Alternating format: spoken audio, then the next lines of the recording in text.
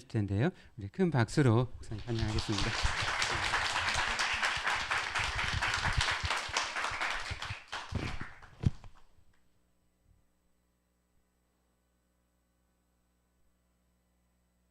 반갑습니다. 메시지 홍수 시대에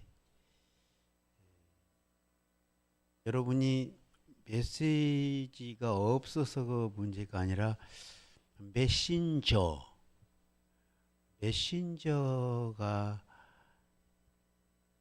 사실상 메신저가 없어요. 엄청난 목사님들이 많이 계시고 정말 돌아보면은 개신교 목사들이 많은데 과연 그 메신저 교회사 속에 중세사라는 게 있어요. 구약과 신약 사이를 중간사라고 교회사는 말합니다. 400년 동안 거짓 선지자만 많이 있었지 진짜 선지자 메신저가 없었어. 그래서 이스라엘이 방황하고 그래서 백성들이 견디기 힘들어 했었습니다. 그런데 이스라엘 중세기 마무리할 때 세례 요한 참된 메신저 영적으로 잠자는 수만 명 수천 명보다도 깨어있는 메신저 세례 요한이 예수님을 예비하셨고 세례 요한은 거침없이 진짜 메시지다운 메시지를 전했고 세례 요한의 메시지를 듣고 사람들이 움직이기 시작했어요. 사람들이 선교하기 시작해요. 사람들이 이제 꿈틀거려요. 참된 메신저가 메시지를 전하면은 그때부터 움직이기 시작합니다. 그게 계속해서 이제 초대교 예수님의 제자들 이제 사도들이 생겨나고 또 다시 예수님으로 인하여 초대교회가 시작됩니다. 그때 말씀 공동체는 움직이는 거예요. 액티비티하게 움직이는 거예요. 제가 오늘 이 말씀 시작하면서 하는 이유는 지금 한국 교회가 어렵다고들 합니다. 실제적으로 어렵고 왜 어렵느냐 하면은 메신저 말씀 전하는 사람들이 점점점 사라져 가요. 그럼에도 불구하고 메신저다운 메신저 깨어있는 메신저가 몇 사람 있어요. 그 메신저 우리 김 목사님 이름은 외화도 또 잊어버려. 김휘왕 목사님. 세례 요한 같아 보면 세례 요한 같아. 목사님이 전해주는 메신저. 이 메신저가 우리들의 심령을 휘어 완전히 잡고 우리를 깨어지게 하고 움직이게 할 줄로 믿습니다. 저는 오늘 분이엘 교회 메신저로 왔습니다. 3개월 전까지 서림교회 메신저였었는데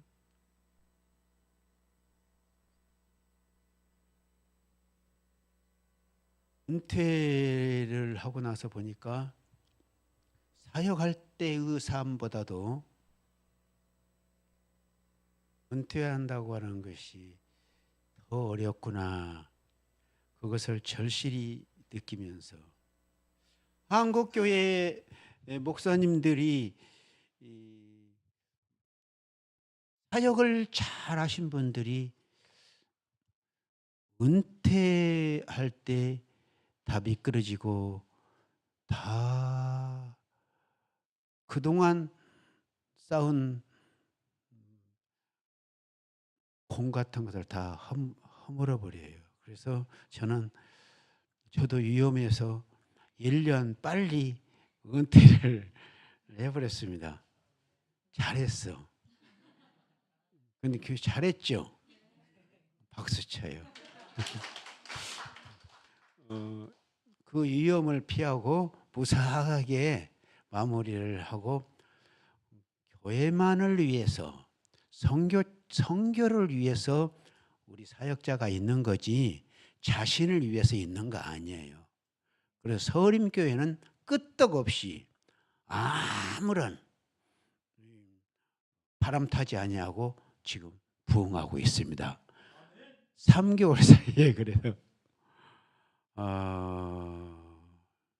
보니까 고지를 점령하는 것보다 점령하고 이제 하산 내려올 때가 위험한 것만은 사실이에요. 제가 그래서 사람은 태어날 때보다도 죽을 때가 더 어렵다라는 것을 이제 알았습니다. 제가 깨달았어요. 거룩 예수님을 닮아가기를 원하는 것보다 거룩한 세속이 더 어렵다. 좀 어려울런지 모르겠는데요. 결론은 절대로 우리는, 나와 여러분은 예수님을 영접한 사람은 타락한 것 같아도 타락할 수가 없습니다. 타락 못해요.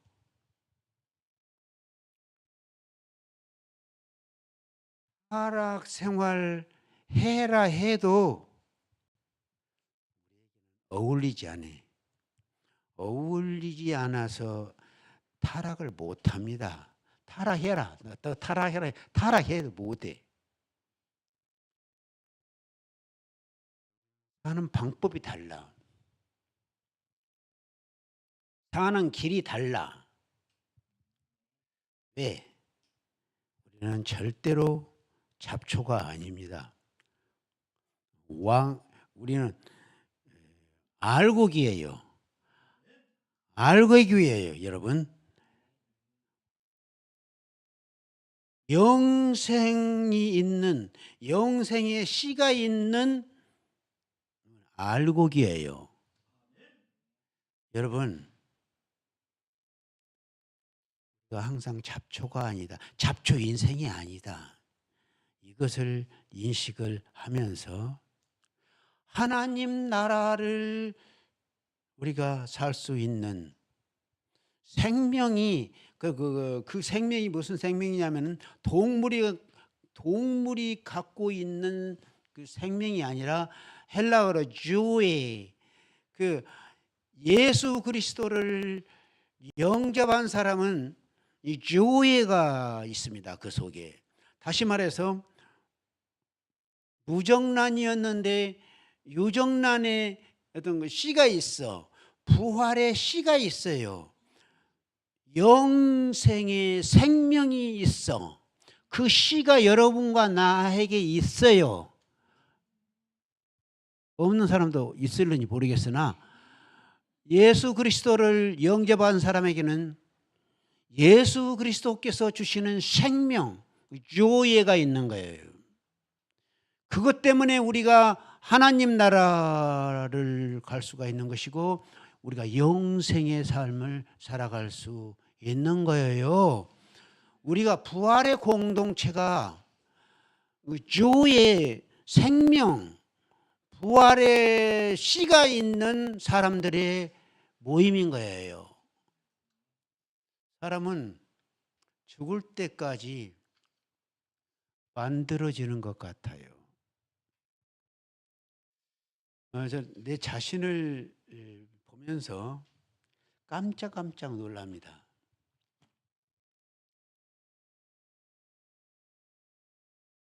인생은 죽을 때까지 알아가고 죽는 순간까지 배워가는 것이다 라는 것을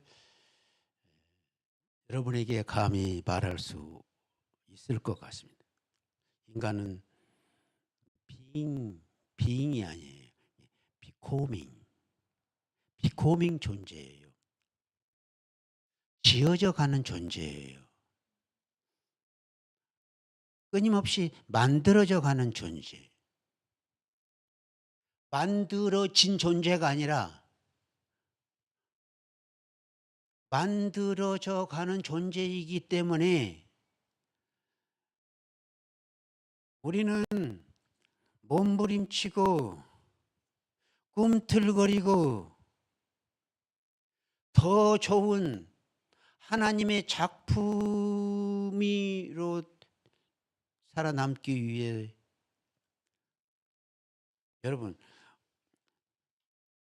여러분이 옛날 같으면은 여기에 이 주일날 앉아 있을 사람입니까?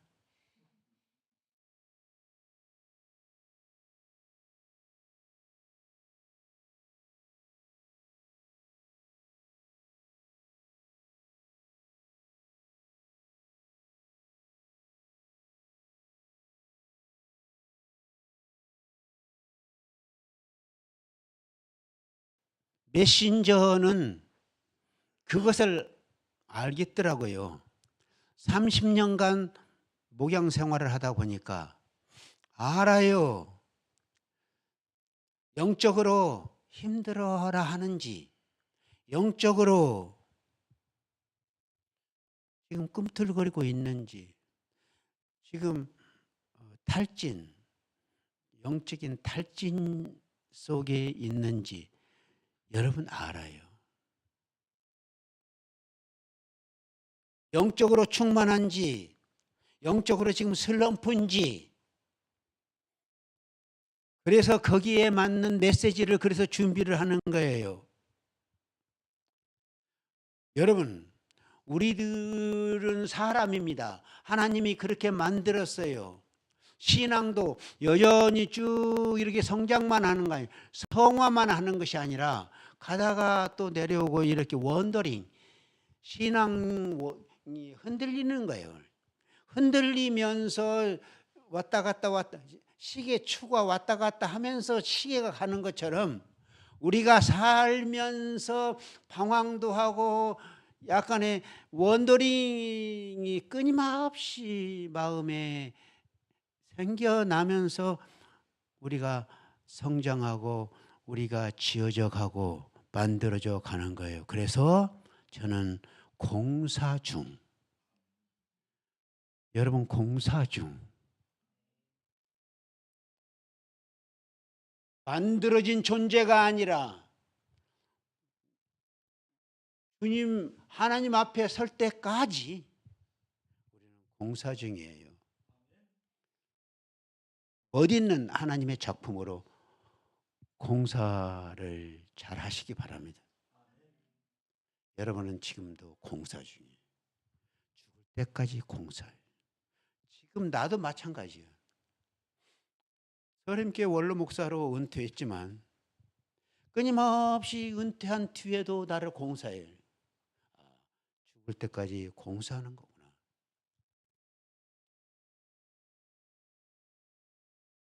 저의 영성은 한마디로 표현하자면은 부활 영성입니다. 나의 삶 속에 부활의 흔적이 많아요. 흔적이 있어요. 십자가와 부활 떨어질 수 없습니다. 갈라디아서 6장 17절 말씀에 이후로는 누구든지 나를 괴롭히지 말라. 내가 내 몸에 예수의 흔적을 지니고 있노라. 예수의 흔적은 십자가 그리고 부활입니다. 바울의 영성이 이거요. 바울의 영성이 십자가와 부활이에요. 예수님의 부활을 십자가로 설명하고 십자가를 부활로 해석하는 사람이 사도 바울이에요. 바울은 담의 세계에서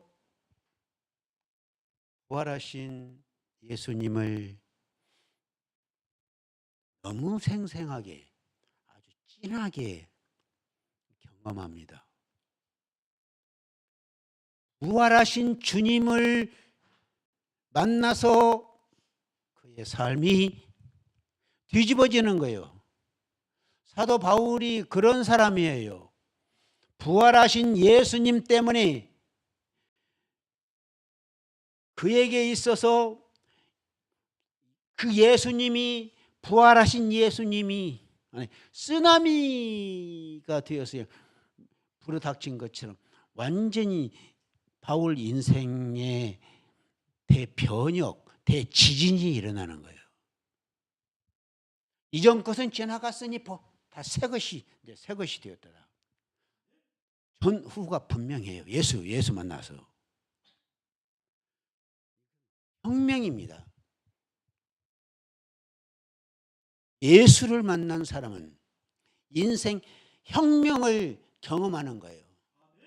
저는 고등학교 2학년 때 예수님 어려서부터 교회를 다녔는데 고등학교 2학년 때 예수님을 영접합니다.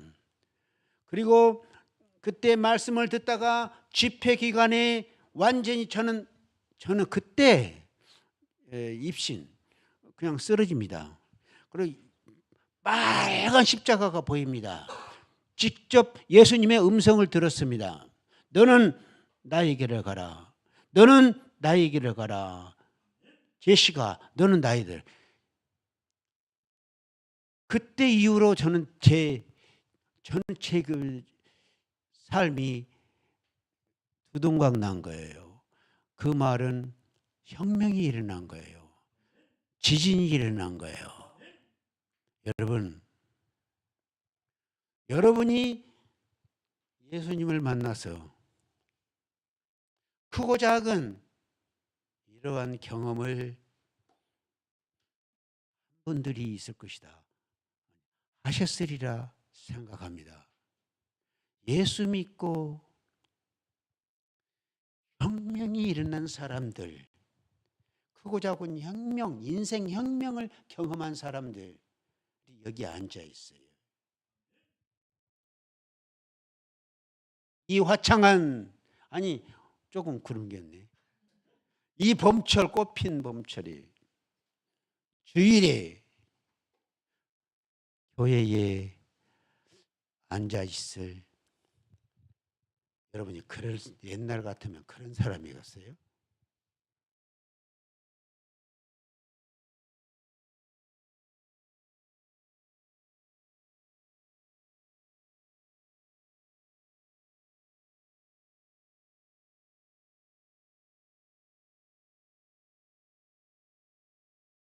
까지 70평생에 가장 많이 들었던 말 하나가 있는데 쑥스러운데 그 말 해도 괜찮겠죠? 목사님 설교 들으면서 가장 예수님의 흔적을 보게 됩니다. 이런 말을 많이 들었어요. 전국을 돌면서 강의도 많이 하고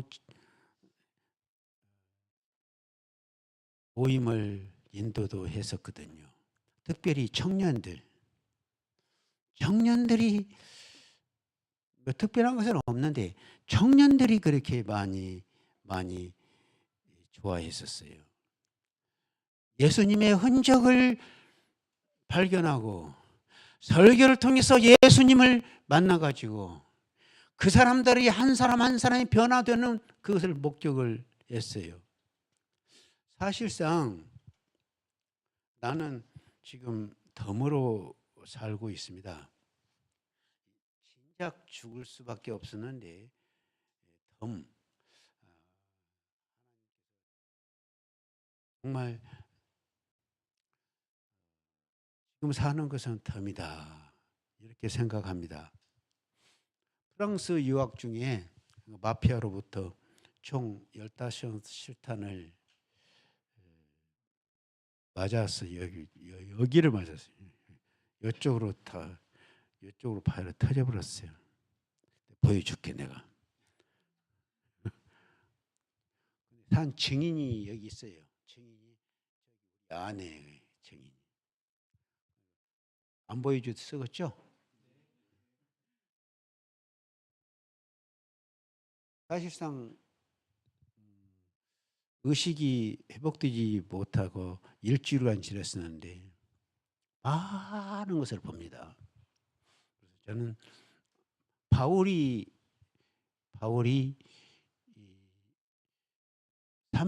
셋째 하늘까지 갔다가 왔는데 그분은 셋째 하늘까지 갔다가 온 분이 바울이에요. 나는 둘째 하늘에서 셋째 하늘 그 중간까지 내가 생각해 보니까 계산해 보니까 갔다가 온 거예요. 죽은 사람들을 많이 발견하고 내가 임종했던 사람들을 많이 만나요. 군대에서 안전사고로 그냥 전우들 내가 의무대에서 유생병으로 생활을 했는데 그때 많은 전방에서 죽어가는 사람들을 내가 그 사람들을 거기서 많이 만났어요.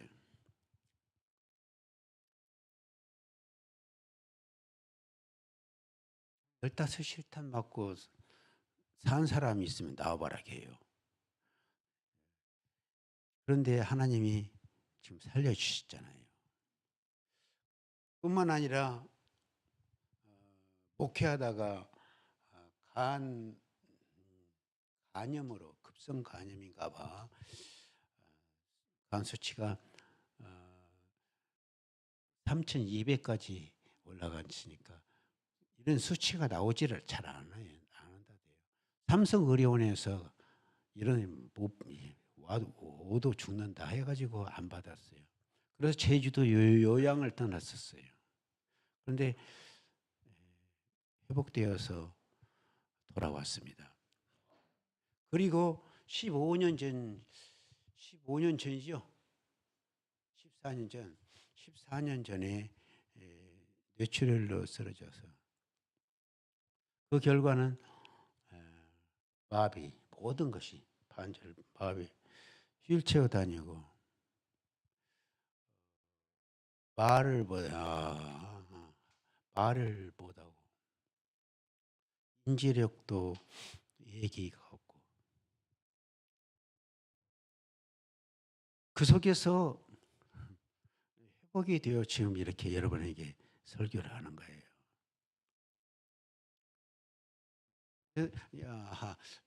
저는 그래서 부활신앙, 제 신앙 생활은 부활신앙이에요. 30년 동안 설교했던 부활절 설교 내용이 요약해 보니까 부활을 살자. 부활을 살자라는 말이 많더라고요. 부활을 그냥 사는 거 아닙니다. 죽어야 살아나는 거예요. 안 죽으면 안 돼. 죽어야 살아. 따라서 합시다. 죽어야 산다.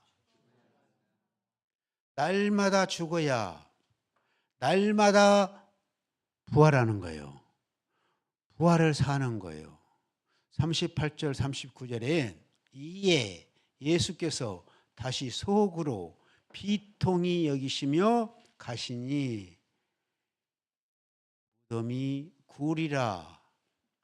마가건을 예수께서 이르시되 돌을 옮겨 놓으라 하시니 그 죽은 자의 누이 마르다가 이르되 주여 죽은 지가 나흘이 되었음에 벌써 냄새가 나나이다.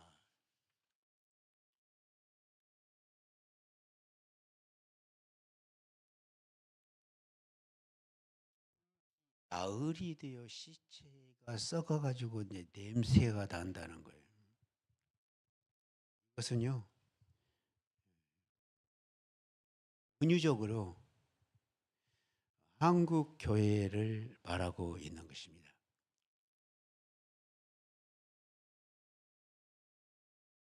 냄새가 나요. 썩어서 냄새가 나요. 한국 교회입니다.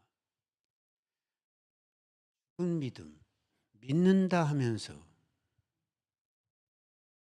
죽은 신앙생활을 하는 거예요. 썩은 냄새가 여기저기 납니다. 죽은 나사로, 한국 교회를 상징하는 거예요. 죽은 나사로 같은 한국 교회, 덩치만 큽니다. 그런데 썩었습니다. 서방 중세 교회가 얼마나 덩치가 컸습니까?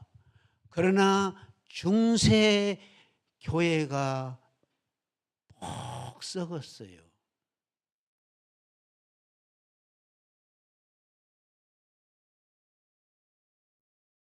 그런 의미에서 2024년 부활절은요, 죽은 한국 교회를 살려라고, 죽은 나사로를 살려라고 부활절이 있는 거예요. 내가 그냥 부활절 감사 예배만 드리지 말고요. 예수님이 죽은 나사로를 살렸잖아요. 착각하지 마세요. 누가 살렸어요? 예수님이. 인간이 할 수 있는 일이 있고 인간이 할 수 없는 일이 있습니다. 인간은 죽어 있는 나사로를 살릴 수 없어요. 사람이 할 수 있는 것과 할 수 없는 것이 있습니다. 할 수 있는 일은 돌을 옮겨 놓을 수 있습니다. 오늘 성경 본문 말씀이 39절 다시 한번 봅시다. 예수께서 이르시되 돌을 옮겨 놓으라 하시니 그 죽은 자의 누이 마르다 이르되 주여 죽은 지가 나흘이 되었으며.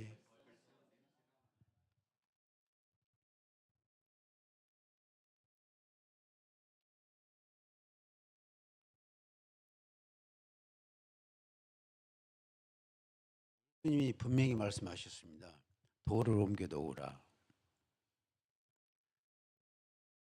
돌 옮기는 일은 우리가 해야 합니다. 사람이 해야 합니다. 부활은 예수님이 하시는 일이에요. 돌 옮기는 일 안 하면서 무엇을 부활을 기대한다고요? 아니에요. 돌을 먼저 옮겨 놓으면 예수님이 살아나게 하십니다. 일단 무덤에 돌을 옮겨야 합니다. 여러분 생각해 봐요. 내가 여러분에게 지금 묻습니다. 왜 돌을 옮기지 않으세요?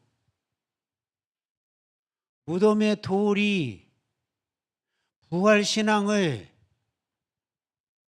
가로막고 있어요. 무덤을 옮기지 않으면 나사로 못 살아나. 예수님이 일하실 수 없어. 본문은 그것을 말해 주고 있는 거예요. 무덤의 돌이 무엇입니까? 의심입니다. 의심의 돌. 또 불신의 돌. 또 계산하는 돌. 자존심. 자아가 너무 세요. 너무 세요. 자신의 이성을 너무 믿어요. 여러분, 자기가 하나님인 사람들이 많아요. 이성으로 이해된 것만 믿지, 이해되지 않으면 안 믿어요. 그거요. 인간 자아의 도를 옮기라는 거예요. 계산하는 도를 옮기라는 거예요. 이런 것을 옮기지 아니하고 썩은 냄새가 난다고 냄새 제거하는 일만 해요. 시체 썩은 냄새, 고약한 그 냄새를 제거해야 한다고 야단법석거리고 사람들 한국교회 도처에 썩은 냄새 없애야 한다고 데모하고 야단쳐요. 싸워요. 돌만 옮기면 돼요. 우리는 돌을 옮겨야 해요. 돌만 옮기면 누가 부활시킵니까? 예수님이. 돌만 옮기면 썩어서 냄새 나는데 그러한 나사로를 예수님이 살리셨습니다. 돌만 옮기면 살아납니다.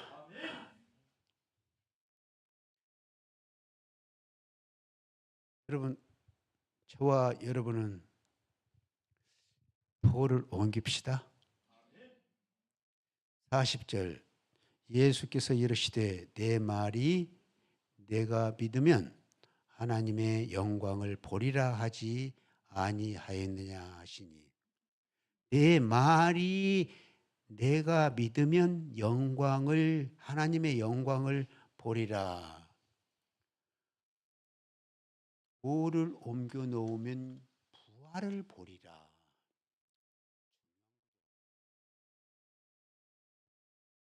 예수님 말씀하신 대로 돌을 옮겨 놓으면 부활의 영광을 보리라 이 뜻이에요.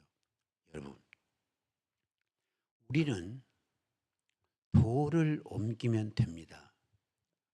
앞에서 이야기했듯이 불신의 돌, 의심의 돌, 인간적인 자존심의 돌, 자아의 돌 옮겨 놓으세요. 그것만 옮기면 상상 밖의 일이 일어납니다. 곧바로 일어납니다. 믿음의 역사가 일어납니다. 주님이 살리십니다. 돌만 옮기면 됩니다. 나사로가 살아납니다. 여러분, 다시 말합니다. 부활을 믿고 싶습니까? 부활 신앙으로 살고 싶습니까? 돌만 옮기면 돼요.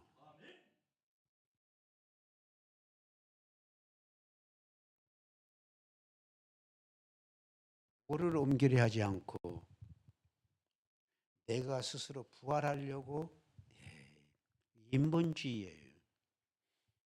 완전히 사람 생각이에요. 내 스스로는 부활이 없습니다. 기적 중에 기적 아닙니까? 부활, 개신교나 가톨릭이나 부활신앙, 부활을 믿는 줄 알아요? 형식적이에요. 삶 속에 부활을 살아야 해요. 부활을 사는 사람들에 의해서 부활 공동체가 살아나는 거예요. 예수님만이 부활이요 생명이십니다. 요한복음 11장 25절 26절 다 같이 여러분은 못 찾겠죠. 내가 읽을게. 예수께서 이르시되 나는 부활이요 생명이니 나를 믿는 자는 죽어도 살겠고 무릇 살아서 나를 믿는 자는 영원히 죽지 아니하리라. 이것을 내가 믿느냐. 부활과 생명은요 같은 거예요. 부활, 조예가 살아나는 거예요. 조예, 생명.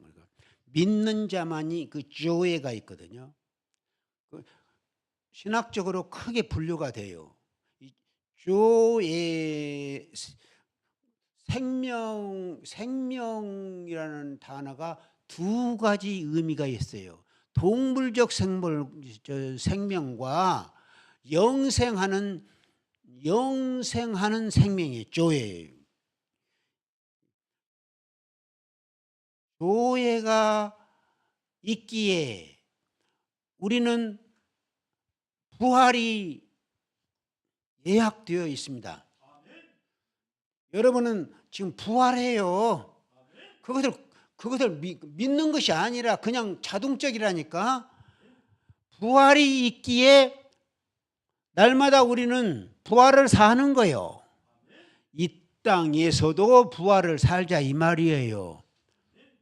해마다 보면 새싹 나고 꽃이 피고 그러는데 눈으로 보면서도 부활이 없다고 생각하는 사람들이 대다수잖아요.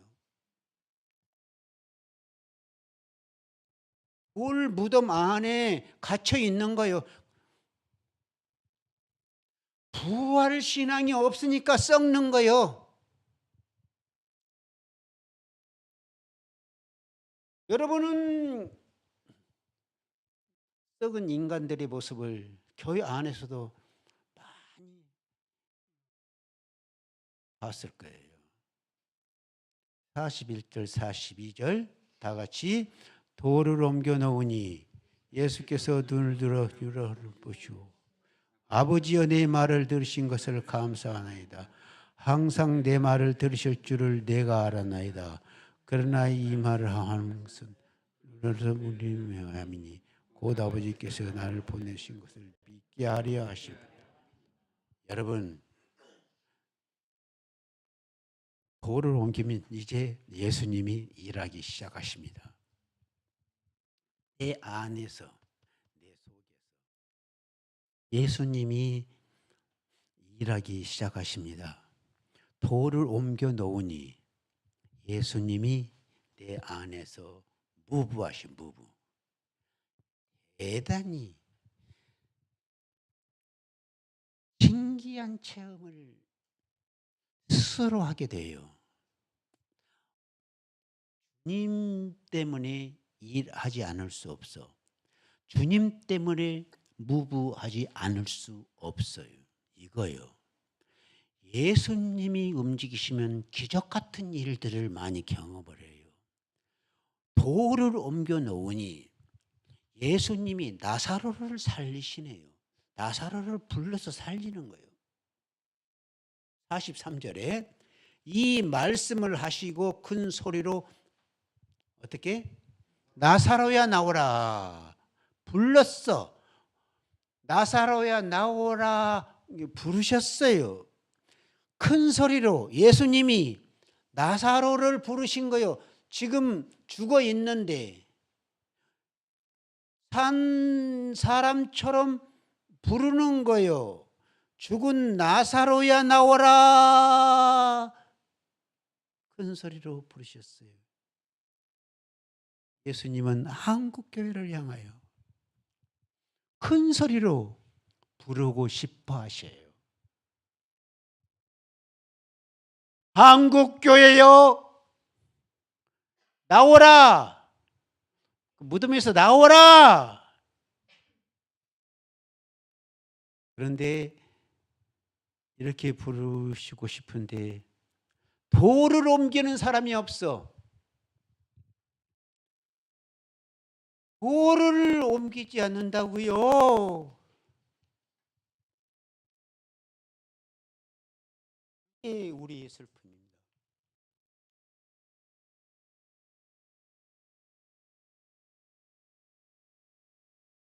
부활이 없어서 문제가 아니에요. 돌을 옮기는 사람이 없어서 문제예요. 한국교회 상태가 죽은 나사로 같습니다. 숨이 끊어져 가고 있습니다. 썩어서 냄새 나는 환경입니다. 예수님이 나사로 같은 한국교회를 살리고 싶어 하십니다. 한국교회를 살리고 싶어 하시는 것입니다. 돌을 옮기는 사람, 그 사람이 누굽니까? 납니다. 여러분입니다.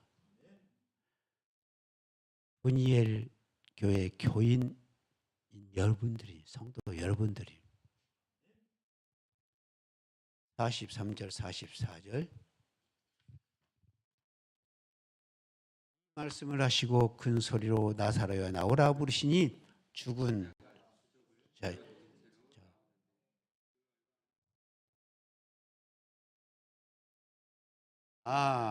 마지막으로 이제 이 단어만 설명하고 마치겠습니다.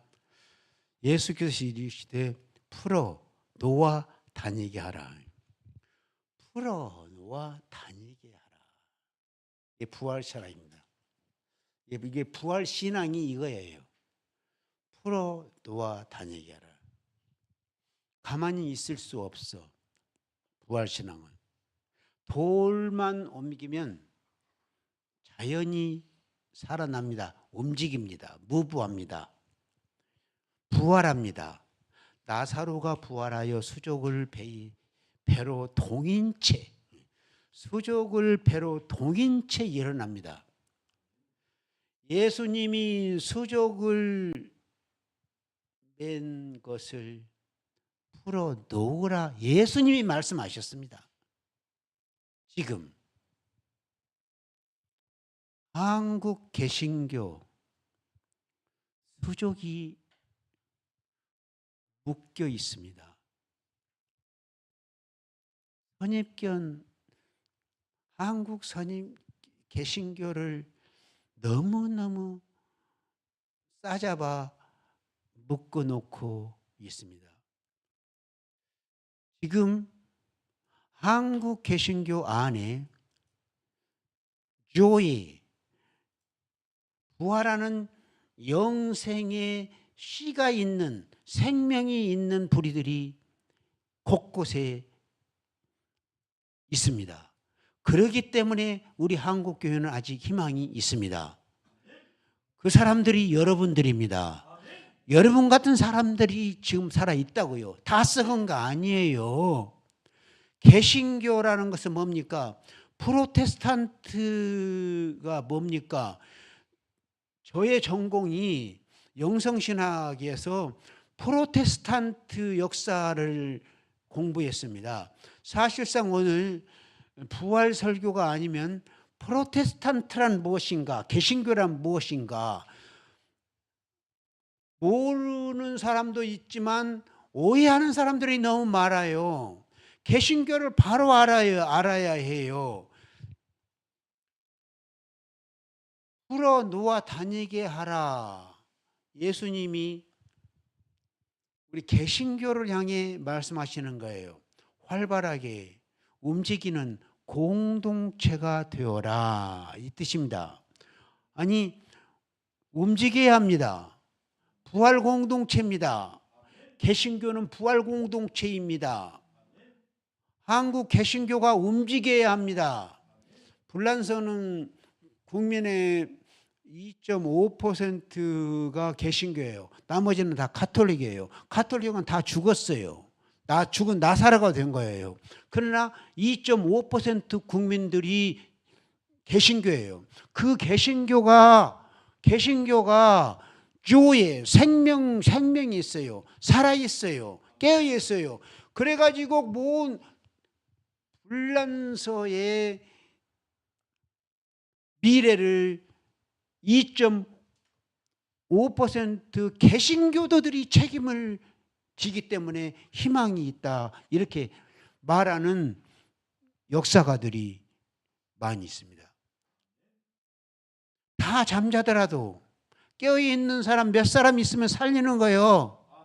여러분이 지금 깨어있어요. 부활신앙으로 깨어있다고요. 생명체, 교회, 예수님이 주신 영생하는 생명을 주셨어요. 한국 사회와 한국 정부 그야말로 그 사람들을 묶어놓은 개신교를 꽁꽁 묶어 놓았거든요. 움직이지 못하게. 그런데 부활 공동체는 움직이지 못하게 할수록 더 움직이는 거예요. 초대교회의 역사가 그것을 말하고 있지 않습니까? 개신교회의 특성은 가장 발빠르게 움직이고 이 세상의 사각지대를 가지 않습니까? 여러분들이 선교사를 파송했듯이 오지를 찾아가 말없이 섬기는 공동체가 부활 공동체 개신교입니다. 개신교를 우습게 보면 안 됩니다. 개신교가 들어가는 곳에 항상 부활의 꽃이 피는 거예요. 개신교가 제대로 복음이 들어간 심령 속에 그 사람이 개혁이 일어나는 거예요. 풀어놓아 다니게 하라. 여러분 자신감을 회복하시고 열심히 찬양하면서 세계 오지를 향해, 아니 우리의 도움을 요청하는 사람들이 이 지구상에 얼마나 많이 있습니까?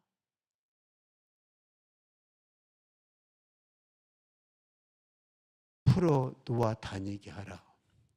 자유롭게 다니면서 이 생명의 역사를 일으켜 내시기를 바랍니다.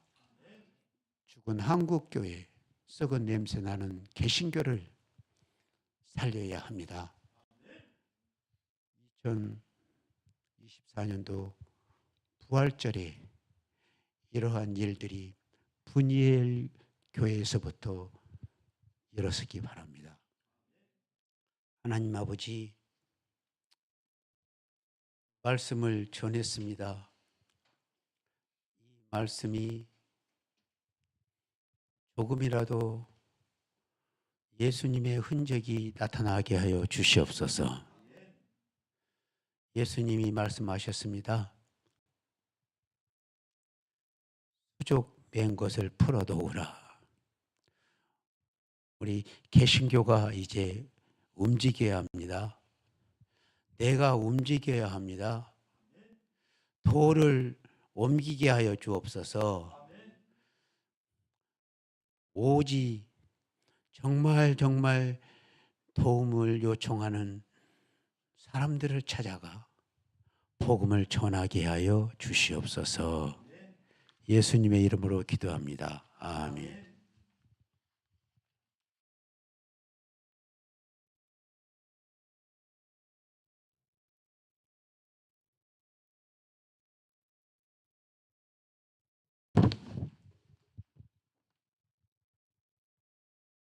네, 말씀 감사드립니다. 이 시간 함께 부활주일에 함께 하나님께 감사하면서